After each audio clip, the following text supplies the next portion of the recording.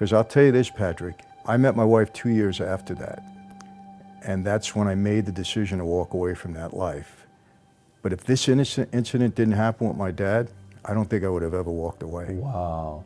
I think that was God's way of separating me from this bond or this hold that my dad had on me. So I look back and I said, actually, it was a good thing, because I don't think I would have walked away.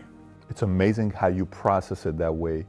I mean, I don't know who can sit there and go through that and not think of it a different way, but the way you're processing is the man that did this to give your life maybe a second chance type of a situation.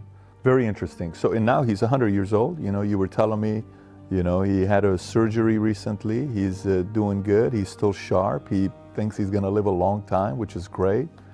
He still talks to me like I'm part of that life. I mean, he's unbelievable. Is he still reminiscing and telling old stories? You remember Michael? Or? Yes. You know, I always say this. Look, my dad did a lot of rough things in his life. So did I. I went to jail for a crime that I was guilty of. But, you know, that particular crime that he did 38 years in prison for, he was innocent of. And I'll take that to my grave. Really? Oh, 100%. I investigated that case, spoke to every witness. They recanted their testimony. We gave them lie detector tests, proved they lied at the trial.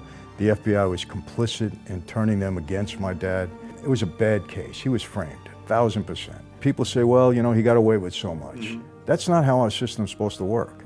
They have enough tools and weapons, the government, to get people the right way. They're not supposed to do that, no matter what or who you are. Because if they do it against the bad guys, one day they can do it against the good guys if it suits them. So I always tell people, look, you wouldn't want my dad's life in the last 50 years. That man suffered. He did 38 years in prison. My sister died of an overdose of drugs while he was away. My brother was a drug addict. My brother actually turned against my father, went into the witness protection program and testified against him and got him thrown back in jail. My kid brother. I mean, my father was destroyed over that. Wow. You know, my mom passed away in the last years before she passed away.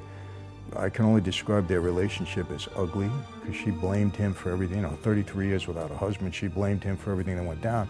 So, I mean, the guy suffered tremendously, and I have a real heart for that. You know, I love my dad, and we've patched things up, you know. It's amazing how, you know, people said I'd never have a relationship with him again, that, you know, when I walked away, and God has brought it full circle. And I found out one thing, Patrick.